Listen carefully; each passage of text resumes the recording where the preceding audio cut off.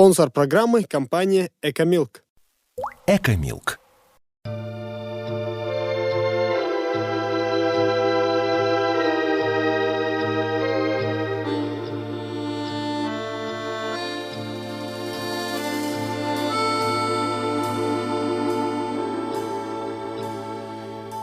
Эх, дороги, пыли да туман. Ровно 72 года назад, в 1941 году, с этого селения Дубаюрт по вот этой вот дороге ушли на фронт дубаюртовцы. Среди них был 25-летний Виса Тандиев. Что ждет его там, он не знал. Но в душе у него был патриотизм и стремление защитить свою родину. Много битв он пережил, но самое страшное ожидало его в Брестской крепости, где он со своими товарищами смог отстоять свою родину и выйти из битвы победителями. После Великой Победы 9 мая 1945 года вот сюда вернулся домой Виса Тандиев, вот к этим воротам, где ждала его супруга и любимая дочь Дина. Именно она сегодня и расскажет нам не только о подвигах своего отца, ветерана Великой Отечественной войны, но и раскроет нам рецепт приготовления того блюда, которое в те времена готовили намного чаще. Да степной бурьян, выстрел грянет, ворон кружит. Ой, Делия, Машая, ой, какая рада тебе, Камила. Да, вот так. Откуда? Мы, как обычно, с телевидения Грозный. И пришли мы сегодня в этот прекрасный солнечный день сюда к вам не случайно, а для того, чтобы вы для наших зрителей рассказали о своем отце, о участнике Великой Отечественной войны, и чтобы приготовили также какое-нибудь вкусное блюдо. А я-то знаю, какое это блюдо, но вот наши зрители не знают. И теперь, может быть, скажете, что это будет? Да, я очень рада, что вы не забыли моего папу и меня, конечно, в том числе. Ну, что возможно, я вам расскажу. Например, я расскажу вам о таком блюде, которое готовила моя бабушка. И для замечательного человека, например, блины. Блины эти уважаемые уважают и старики, и дети, и все люди любого возраста. Поэтому мы, наверное, будем сегодня печь блины. Да, так что будем печь блины, которые любят, я думаю, что все. Так что теперь переходим давайте к нашему столу. Ну, давайте, пошли.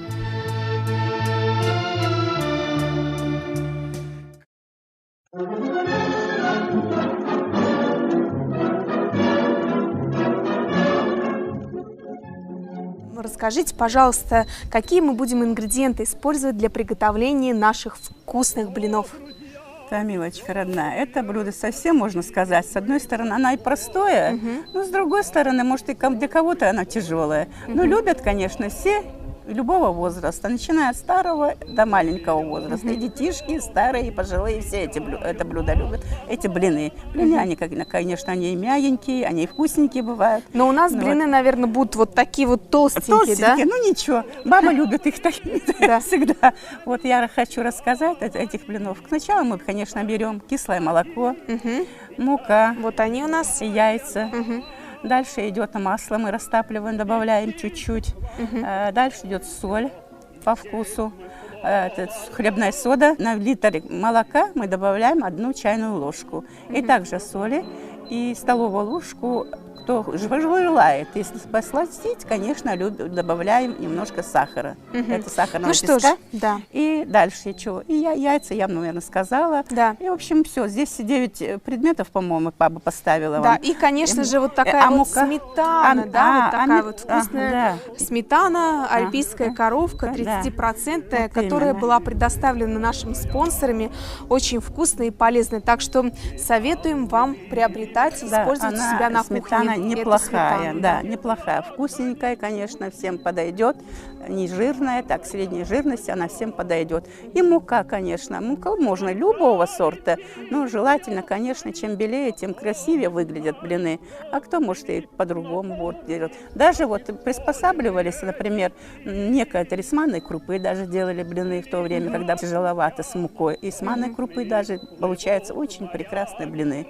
Кто хочет, как по-разному. Давайте. Ну, в данном данном случае мы будем готовить из пшеничной муки. Ну муки. что ж, будем мы делать это так, что баба Зина у нас будет рассказывать красивые истории, а я, наверное, буду готовить, да? Ну, с помощью, конечно же, вас. Да, да. Ну, Итак, давай. в первую очередь, я так понимаю, мы будем использовать яйца, да?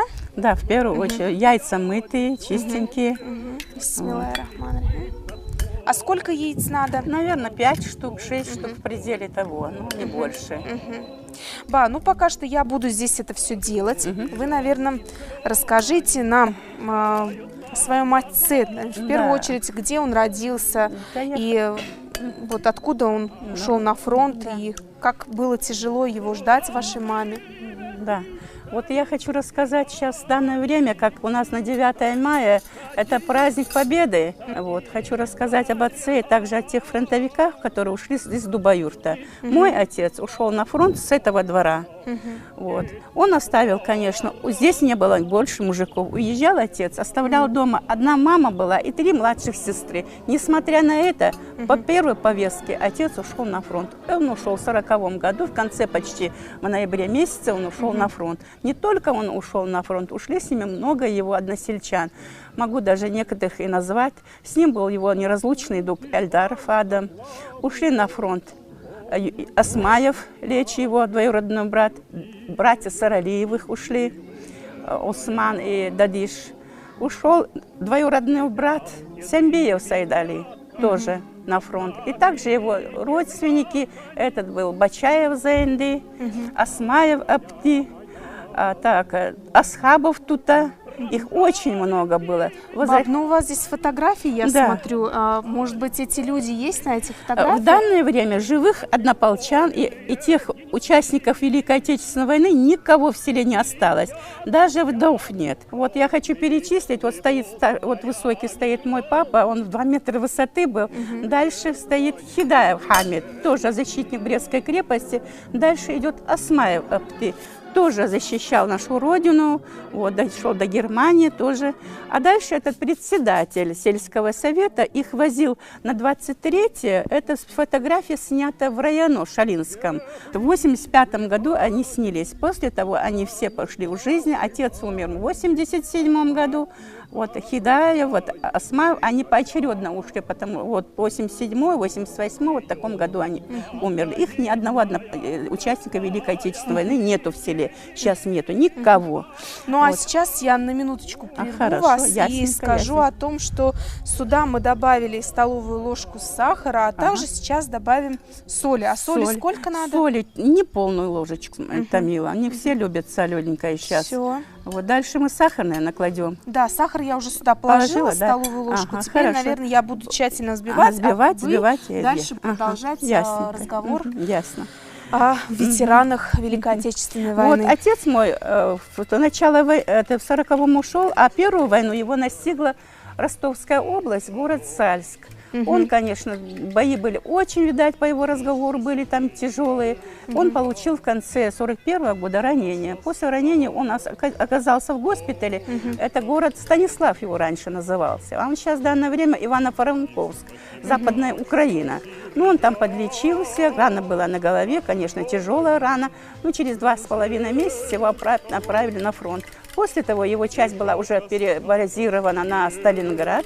И с 41-го с зимы он уже был в Сталинграде. Он там, конечно, захватил эту тяжелую войну.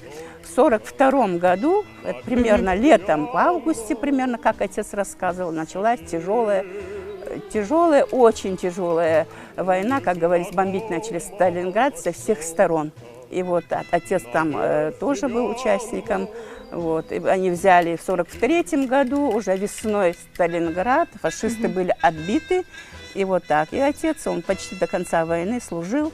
И вот, в общем, хоть и нездоровый, но с 2 ранениями. За Сталинград он рану получил, и за город Сальск. Ну, хоть вернулся с фронта, хоть нездоровый. После того уже и депортации, и Казахстан, все.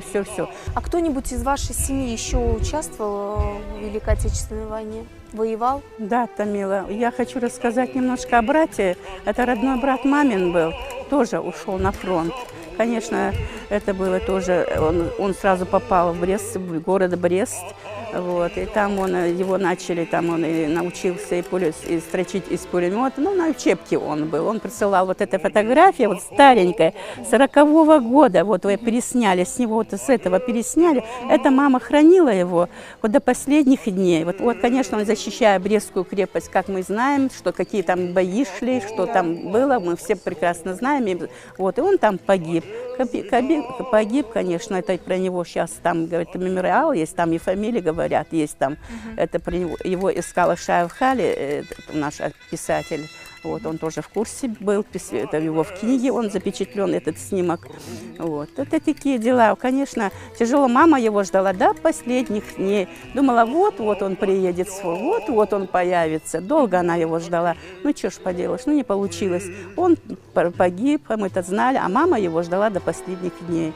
Обычно в военное время на фронте у людей бывают друзья, сотоварищи, с которыми они воюют бок о бок, и очень много воспоминаний бывает у них. А у вашего отца были такие люди, друзья? Тамила, да, были. Они встретились просто через 37 лет примерно. Встретились.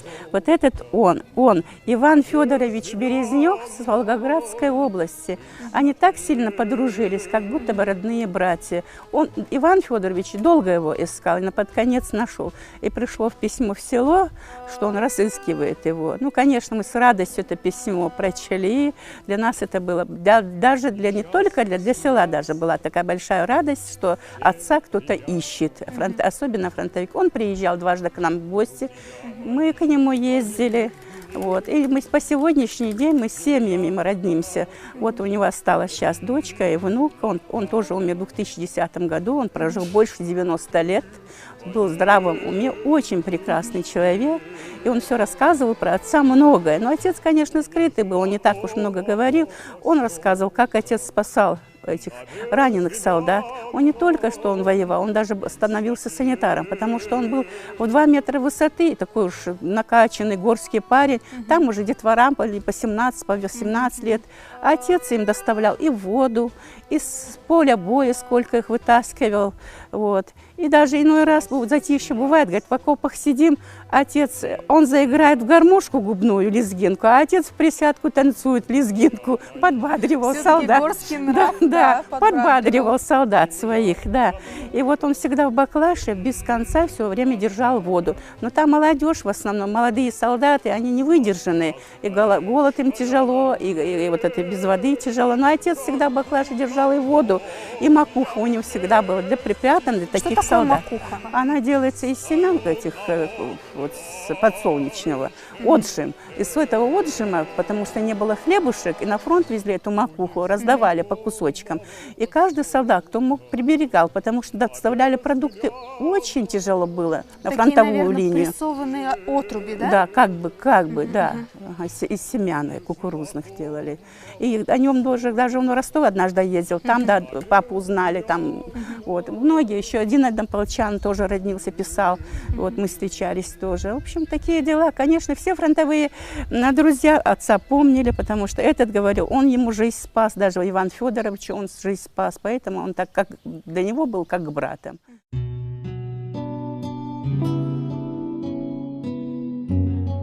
А сейчас, наверное, мы Давай, вернемся Тамила. немножечко сюда, на наш стол. От таких историй, конечно же, очень интересно слушать, но тем не менее продолжим приготовление, потому что нашим зрителям очень интересно, что будет дальше. А мы добавляем сюда кефир. Кефир, да. Добавляем сюда кефир, очень вкусный, Это... очень полезный, который желательно пить и утром, и вечером даже? Вот именно, да. Да. А вы в свой рацион добавляете кефир? Часто ли пьете Обязательно. его? Я под вечер, конечно, пью кефир. И часто употребляю, конечно, кукурузную муку с кефиром. Это тоже очень хорошо и полезно. Да? Полезно, да. Для пищеварения, я так понимаю, особенно в таком возрасте, который гипертоники, вот особенно молочная, кисломолочные продукты очень хорошо для гипертоников даже. Ну что ж, вот этот совет обязательно используйте, уважаемые друзья. Ну а мы продолжаем это все мешать. И вот мы сейчас находимся в Дубоюрте, да, и с этого селения ушло тоже очень много жителей, да. Вот есть такие люди, о которых вы могли бы что-нибудь тоже рассказать, которые участвовали в таких великих битвах? Да вот ушло, конечно, вот по рассказу этих, вот когда когда папа был живой, все приходили, вот эти фронтовики, они сидели, разговаривали. Ну, конечно, я-то по любопытству спрашивала, сколько нашего села примерно ушло на фронт. Они мне сказали, раньше Дубоюрт и Череюрт был один сельский совет, но село было маленькое, оно сейчас разрослось такое, а людей же раньше мало было. Но с каждого двора или через двор уходили на фронт. Парни и добровольцы были, парни были по повестке. И по количеству человек, которые ушедшие на фронт, примерно 150-160 человек. Но вернулось оттуда процентов 30, но не больше. Вот это по рассказу вот моего папы Тамбиева Виса, я знаю, Асмаева Лечи, вот, Асхабов Тута, Асмаев Апти, Хидаев, Хахамед, Хидаев Ваха, Самбиев Сайд Али, Бачаев Зенди, которых я помню, вот эти были, когда эти почти мои все родственники, а остались на фронте погибшими, неизвестные вот безымянные имена, очень много наших солдат, это вот Саралиевы, папины двоюродные братья, Цулаевы, вот, еще их много, их не перечесть, вот, Эльдаров Адам, друг детства папин, тоже погиб, вот такие люди, но главное, что ушло очень много на фронт, и многие свои жизни отдали за жизнь, за спасение нас. Вот такое дело. А вот скажите мне одну вещь. Вот, допустим, люди, те, которые ушли на фронт вот до войны и после, они изменились? Ну, и мне кажется, они не изменились. Они стали и добрыми, и прекрасными. И всегда нам говорили всем, можно любую трудность перенести, любые притеснения, все, но только не войну. И всегда говорят, не дай Бог вам войну видеть, не дай Бог. И отец говорил, и эти участники говорили, потому что им не так уж сладко было на войне. Осталось там очень много их там родственников, этих друзей. Видели, конечно, особенно этот Сталинград, Брест. То есть это люди, которые закалились поняли, там. да, закалились, поняли да. цену жизни, да? Вот ясно. И поэтому они готовы были всех одарить, чем могли, и словом, и делом, и помогали людям, и подходили, и подсказывали. В общем, люди были очень прекрасные, прекрасные люди. Замечательно, что были такие воинственные люди, которые ценили ту жизнь, которая у них была, и защищали нас.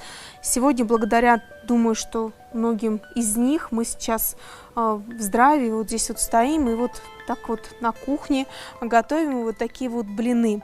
Ну а теперь я закончила перемешивать наши ингредиенты, а мы сюда добавили яйца, соль мы добавили сюда, а также мы сюда добавили кефир и сахар. И теперь, я так понимаю, мы будем добавлять сюда муку, да, потихонечку. Я хотела попросить всех, чтобы все были добрыми, прекрасными, не завидовали, не было, чтобы у людей и зависть, и корысть. Вот самое главное, будьте люди добрые и прекрасные. Это все придет вам обратно. Да, вот. Совершенно вот верно. Самое главное, быть в семье добрым, быть везде. И несмотря ни какая там национальность, кто он такой, сам должен быть всегда в первую очередь быть добрым и прекрасным.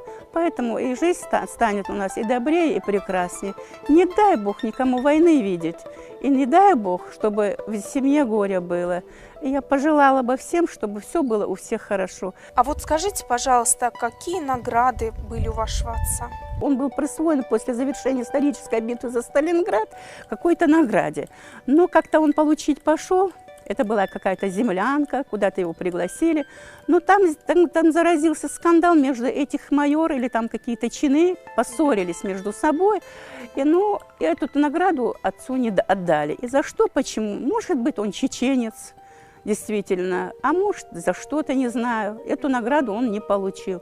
После того, когда уже начали их в совершенстве, уже, что они там участники, начали их принимать как участника, отдали ему удостоверение Великого Отечественного участника, вот тогда он стал уже представляться к наградам какие-то за Сталинград, за 40 лет освобождения Сталинграда, участника Великой Отечественной. Несколько этих были медали, ордена, но они в этом доме сгорели, дом весь сгорел во время войны у нас, и все сгорело. Правда, это удостоверение Великого Отечественного участника я сохранила, оно у меня лежит. Это, конечно, замечательно, но мы сейчас, наверное, все-таки закончим приготовление нашей смеси для того, чтобы испечь блины. И добавить сюда нужно соду, да? Соду хлебную. Соду хлебную да. мы, конечно же, добавим. Ну, а наше тесто должно получиться вот такой консистенции, немножечко густоватым. Чуть-чуть, да. чуть-чуть И добавишь. когда мы добавим сюда соды, соду мы добавляем ложку, да, чайную ложечку, да. Наша смесь еще, так, чуть-чуть, наша смесь еще так вот разбухнет и будет... Чуть-чуть она постоит. Да, чуть-чуть, постоит, ага. и мы будем выпекать, делать да. блины. Но Ага, еще добавим сюда, конечно же, маслице. Вот это вот маслице да, наше да, подсолнечное, рафинированное, да. вкусное. Ну а сметану нашу мы будем использовать после того, как мы уже испекем блины, да. и будем уже также пробовать. Сегодня в гости к нам в роли дегустатора придет соседка, да? Да, вот именно. Да, хорошая соседка. Соседи очень нужны, особенно вот сегодня, да? Да, вот чтобы именно, вот пришли к нам и попробовали наши блюда, да? Наши блины да, традиционные, такие вкусные и самые да. сытные и полезные, конечно же. Мне они очень дороги, потому что бабушка моя пекла в этом дворе эти блины для почетного, как я говорила, для Юсуп Хаджи из Хашкилды. Вот. И каждый раз он для него готовил и простоквашу, чтобы он запивал эти блины. Чай, конечно, они пили по те времена. Это зимой только вот старики пили, а вот летом в основном пили простоквашу, сыворотку и кислое молоко. Вот так вот. Вот так ожили Так что наши. и вам тоже нужно обязательно это пробовать.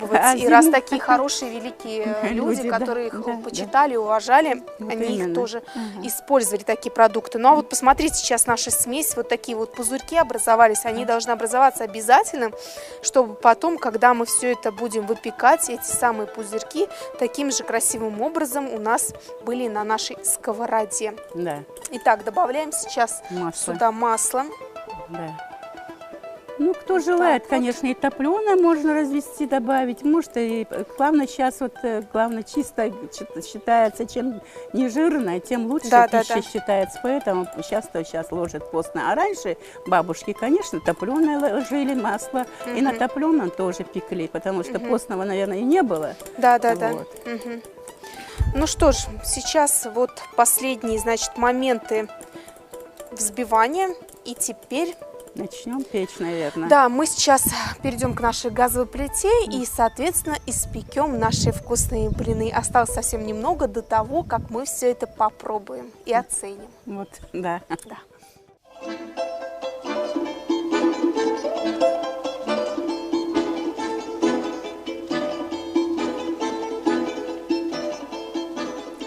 Итак, наше тесто, наши сковородки такие специальные для блинов. Теперь мы берем подсолнечное масло, смазываем.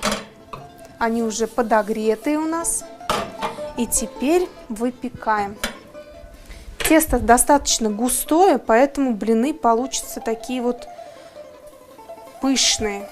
И самое главное, вкусные. Вот так вот, один половничек, но выпекаем мы это на медленном огне обязательно. Сразу 2 сковородки используем для того, чтобы ускорить наш процесс приготовления.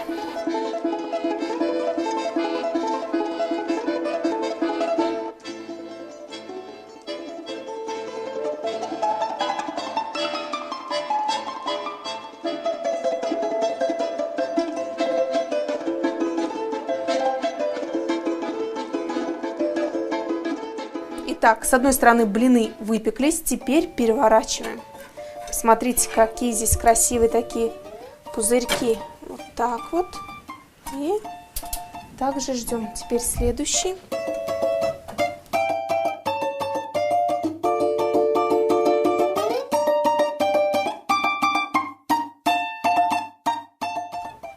Посмотрим, что у нас здесь. И вот один блин готов.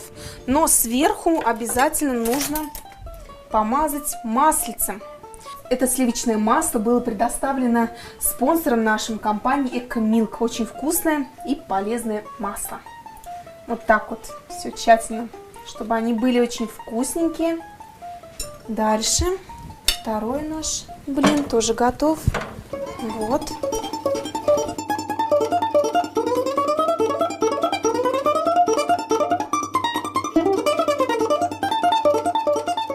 И продолжаем в таком же темпе выпекать наши блины.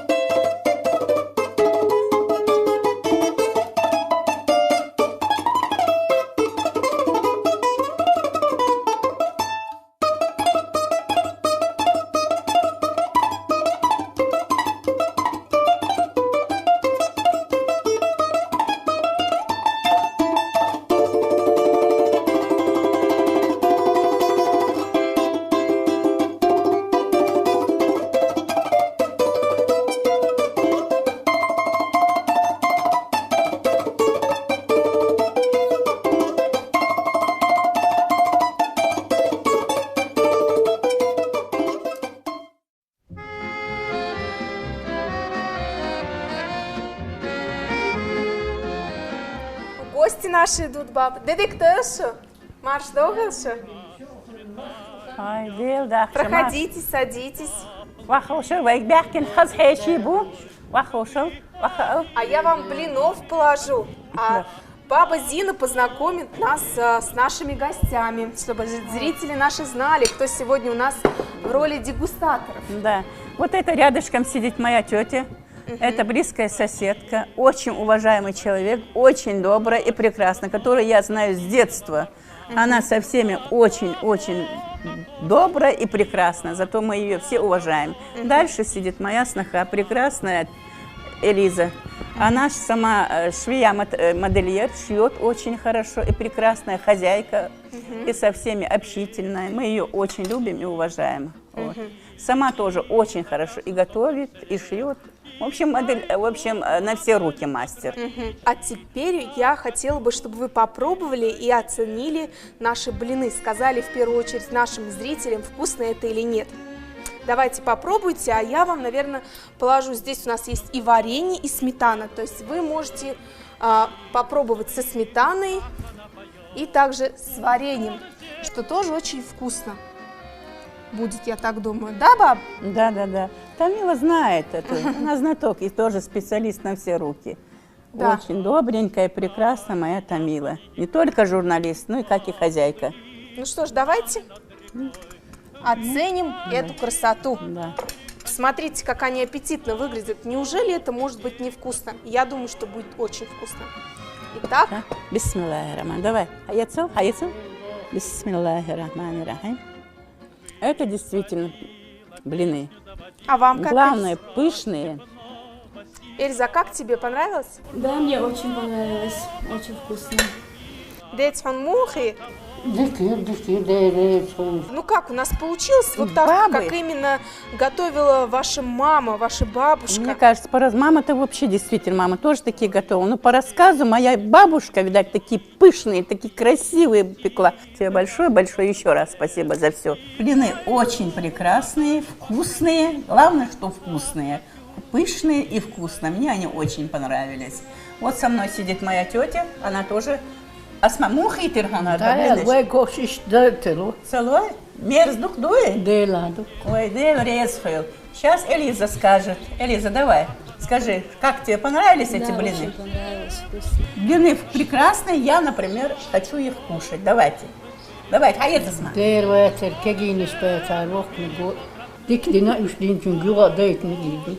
Ну что же, вам большое спасибо за то, что вы сегодня раскрыли для наших уважаемых друзей, любителей очень вкусно покушать и, конечно же, приготовить у себя на кухне вот такое вот блюдо под названием блины. Блины непростые, они у нас такие толстенькие, хорошенькие, именно по тому рецепту, как говорила наша баба Зина. Глядя на эти красивые блины, хочется вам сказать, уважаемые друзья, чтобы вы оставались с нами на нашей кухне, где бывает все только самое вкусное и полезное.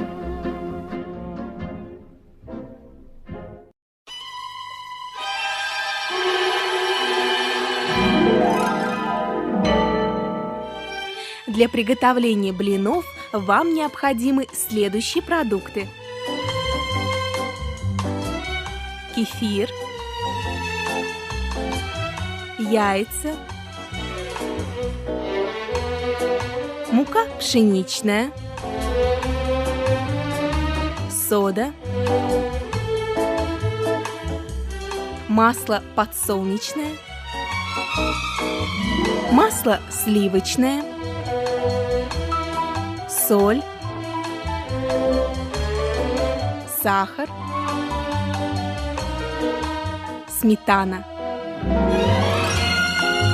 Приятного вам аппетита! С нами все самое вкусное и полезное. Желающие принять участие в программе «На кухне У» звоните по телефону 8 928 894 49 90. Спонсор программы – компания «Экомилк». Экомилк. И пользуясь случаем, если, конечно, покажут, это, конечно, не к моей теме, но я бы хотела одно слово сказать насчет пенсионеров и инвалидов нашего села. У нас нет почтамта, почтового отделения. Проб yo'q милвар куза. Халаш. Алло. Яйцо дайте. Мадар. А? Вон самый большой кусок. А? А яйцо? Мухи? Лик. Вкусно, как мед.